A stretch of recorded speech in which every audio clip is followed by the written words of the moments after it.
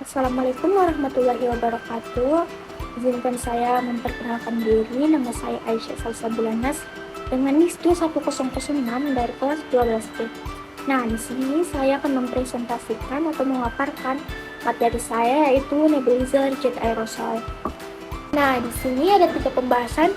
Sebelum kita membahas tentang nebulizer jet aerosol, kita harus tahu dulu nih, apa sih itu nebulizer, apa sih fungsinya, baru kita membahas tentang nebulizer jet aerosol. Nebulizer, sebenarnya apa sih nebulizer itu? Nebulizer itu adalah alat yang dapat mengubah obat yang berbentuk larutan menjadi aerosol atau uap secara terus-menerus dengan tenaga yang berasal dari udara yang didapatkan atau gelombang. Sejak ditemukannya nebulizer pada tahun 1859 di Prancis. Nah, ternyata nebulizer itu sudah lama ya didapatkan dari tahun 1859. Nebulizer itu merupakan pilihan terbaik pada kasus-kasus yang berhubungan dengan masalah inflamasi atau obstruksi bronkus pada penderita asma atau PPOK. PPOK itu adalah penyakit paru obstruksi kronis. Alat nebulizer ini dapat mengubah obat yang tadinya berbentuk larutan menjadi aerosol secara terus-menerus dengan tenaga yang berasal dari udara. Nah, ternyata nebulizer ini adalah alat yang dapat membantu mengatasi masalah pernafasan kalian seperti asma, PPOK yang telah saya jelaskan tadi, dan lain-lain. Setelah kita tahu apa itu nebulizer, sekarang kita akan beralih mencari tahu apa sih fungsi nebulizer itu, untuk apa sih digunakannya. Fungsi nebulizer. Ternyata alat nebulizer ini sangat berguna dalam dunia kesehatan sebagai fungsi alat terapi dan pengobatan untuk penderita yang mengalami penyakit saluran pernapasan dengan cara menghirup larutan obat yang telah diubah menjadi bentuk kabut atau uap aerosol ya, yang tadi saya jelaskan, yang mengubah larutan menjadi uap, kabut, ataupun aerosol. Nah, ternyata nebulizer ini juga tidak hanya digunakan untuk orang dewasa, tapi juga bisa digunakan juga sangat cocok untuk digunakan pada usia anak-anak ataupun usia lanjut, dan mereka yang sedang mengalami serangan asma parah. Tidak ada kesulitan sama sekali dalam menggunakan nebulizer. Kita sangat gampang ya menggunakan nebulizer ini, karena pasien cukup bernafas seperti biasa dan kabut obat akan terhidup ke dalam paru-paru. Ternyata kalian hanya perlu bernafas menggunakan alat tersebut, lalu keluarlah uap, dan kalian akan menghirup uap itu sampai uap itu masuk ke dalam paru-paru kalian. Itulah cara kerjanya nebulizer ya. Nah, ada beberapa contoh penderita gangguan pernafasan atau masalah gangguan pada pernafasan yang bisa ditangani oleh nebulizer ini. Bisa diringankan. Yang pertama ada asma, yang kedua bronkitis, yang ketiga sesak pernafasan, dan lain sebagainya. Yang menyangkut pada gangguan pernafasan dengan pengobatan seperti ini, diharapkan pengobatannya lebih efektif. Biasanya obat-obat yang akan digunakan itu dicampur dahulu dengan aquades atau pelarut obat, terutama pada obat-obatan yang bukan berupa cairan kayak serbuk, dan pada pelarut obat yang telah ditentukan sesuai dosis. Jadi sudah ada dosis pada pelarutnya. Nah, pembahasan ketiga sebelum kita melanjutkan ke pembahasan nebulizer jet aerosol, for your information, nebulisasi itu tidak harus dilakukan di rumah sakit. Kalian juga bisa melakukan nebulisasi di rumah kalian masing-masing dengan membeli alat-alat nebulisasi. Nah, ada 3 jenis-jenis nebulizer atau nebulisasi. Yang pertama itu ada mesh nebulizer, yang kedua ada nebulizer jet aerosol atau kompresor, dan yang ketiga, yang terakhir, ada nebulizer ultrasonik. Tapi kali ini kita akan berfokus membahas tentang nebulizer jenis jet aerosol. Nebulizer jet aerosol. Nah, nebulizer jenis ini ternyata yang paling umum digunakan atau yang paling sering digunakan. Nebulizer yang menggunakan kompresor sehingga dapat menemukan udara atau oksigen untuk bergerak lebih cepat dalam kecepatan tinggi sehingga memecah cairan obat ke dalam bentuk partikel uap atau aerosol.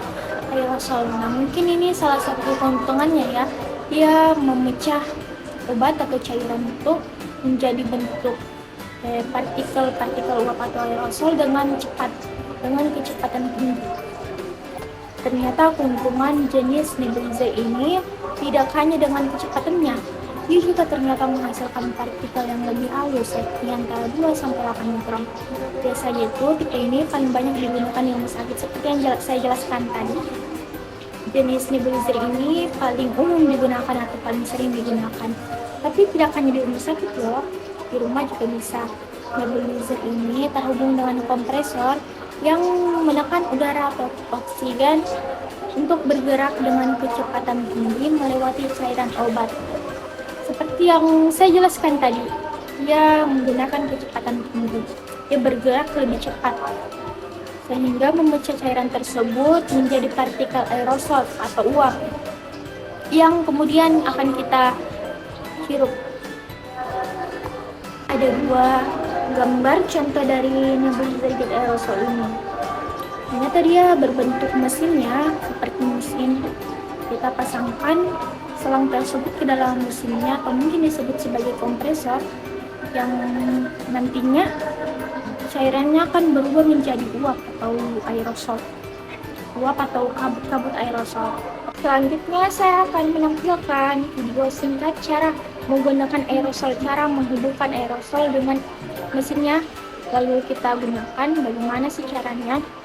Mungkin videonya agak singkat ya, cuman mungkin videonya mudah dimengerti. Cara pakainya mudah, tinggal pasang selang ke alat dan nebukit, lalu masukkan cairan obat, pasang mouthpiece atau masker, nebus siap digunakan. Nah, itu tadi video cara menggunakannya, cara menghubungkan alat tersebut dengan mesinnya agar kita bisa gunakan. Mungkin setelah melihat video tersebut atau menonton video tersebut, kalian dapat lebih mudah menggunakan nebulizer jenis jet aerosol ini.